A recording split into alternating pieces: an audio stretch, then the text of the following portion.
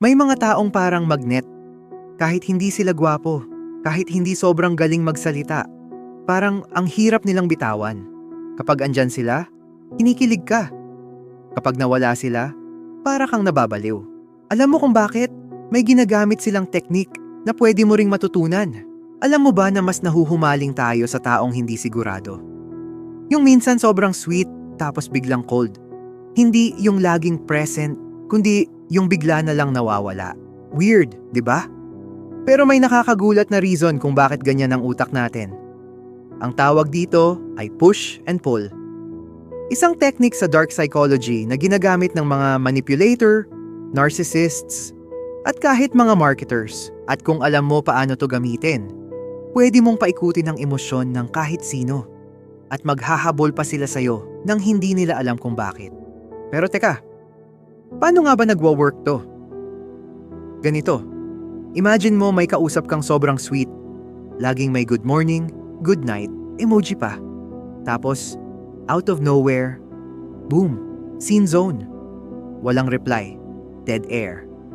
Then after 2 days, biglang nagparamdam ulit, parang walang nangyari. Ang nangyayari sa utak mo? Confusion, and that's where the addiction starts. Sa psychology, may tinatawag na intermittent reinforcement. Pag hindi mo alam kung kailan ulit darating yung reward, o in this case, yung attention, mas lalo kang nagkaka-interes. Parang slot machine. Hindi mo alam kung kailan ka mananalo, kaya subok ka lang ng subok. Ito yung rason kung bakit maraming tao ang hindi maka-let go. Akala nila love. Pero sa totoo lang, na-trap na sila sa emotional roller coaster ng push and pull. At may isa pang malupit na effect. Cognitive dissonance. Kapag may mixed signals kang natatanggap, nagkakaroon ng discomfort sa isip mo.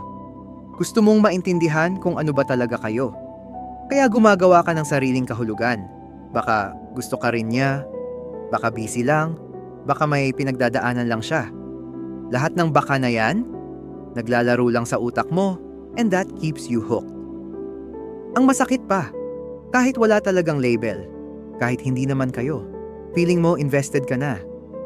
Kasi minsan, binibigyan ka ng konting spark, tapos biglang mawawala. Kaya tuloy, ikaw na yung naghahabol. Push and pull works because it creates emotional uncertainty. At sa tao, pag hindi tayo sure, mas lalo tayong nagho-hold on. Now here's the dark part. Kapag ginamit mo too intentionally, you can control how someone feels about you. Not through charm, not through effort, but through emotional withdrawal. Ikaw ang nagiging source ng kilig, at ikaw din ang source ng sakit. And that duality, nakaka-addict. Kaya minsan kahit alam na nilang nilalaro mo lang sila, hindi pa rin sila makabitaw. Hindi dahil mahal ka nila, kundi dahil na-hack mo na yung emotional reward system nila. Parang droga, parang sugal.